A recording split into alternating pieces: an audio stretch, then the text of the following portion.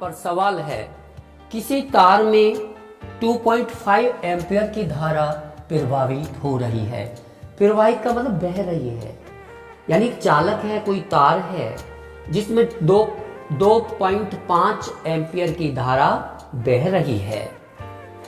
तार में होकर 20 मिनट में कितना आवेश प्रवाहित होगा। आवेश को हम Q से व्यक्त करते हैं, यहां पर Q ज्ञात करना है और समय दे दिया है 20 मिनट। लेकिन MKS पद्धति में एक ध्यान रखना, एक MKS पद्धति है। इस MKS पद्धति में समय का मात्रक सेकंड लिया जाता है, इसलिए पहले हमें इस 20 मिनट को सेकंड में बदलना होगा। इसलिए आप क्या करेंगे, T बराबर 1 मिनट में 60 सेकंड होते हैं। अगर इसमें हम 60 की गुणा कर देते हैं तो आपका ये सेकंड बन गया। तो टाइम जो हो गया 20 गुणा 60 सेकंड।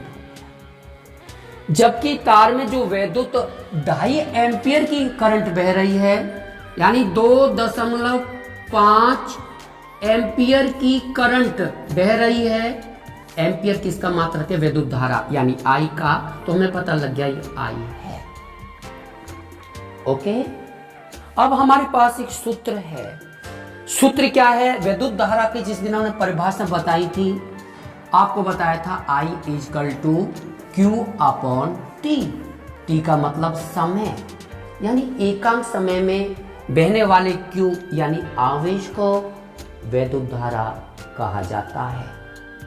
यहां I का वैल्यू रख दीजिए 2.5 बराबर Q की वैल्यू रख दीजिए, Q तो ज्ञात करना है, और T की जगह लिख दीजिए 20/60। अब ये जो बटे की चीज है, ये बराबर का निशान है, जिसे हम मजाक में नदियां कहते हैं। नदियां पार करके गुना की चीज बटे में जाएंगी। तो 2.5 गुना 20 गुना 60 बराबर Q। हमारा मकसद ही Q ज्ञात करना है। यहां पर आप लोग देखोगे कि अगर हम 2.5 की गुना 2 में करेंगे तो 5, और एक 0 और है तो 50 हो गया।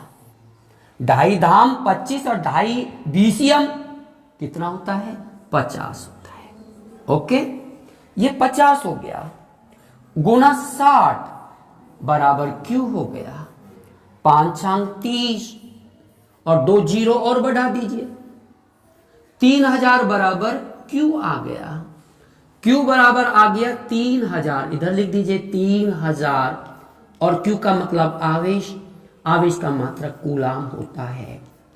लेकिन साइंस में हमेशा बड़ी संख्याओं को 10 की घात में लिखा जाता है, इसलिए हम चाहते हैं इसको 10 की घात में लिखने के लिए, तो हम लिख सकते हैं, मैं इधर लिख लेता हूं, Q बराबर 3000 को मैं लिख सकता हूं 3 गुणा 1000। तो आप लिख सकते हैं Q बराबर 3 गुणा, एक के आगे 3 0 का मतलब है, इसको लिख सकते हैं 10 पे घात 3। तो इन दिस वे आप कह सकते हैं कि आप कह सकते हैं कि आवेश 3 गुणा 10 पे घात 3 कूलाम आवेश उस तार में प्रवाहित हो रहा होगा। स्टूडेंट्स, ये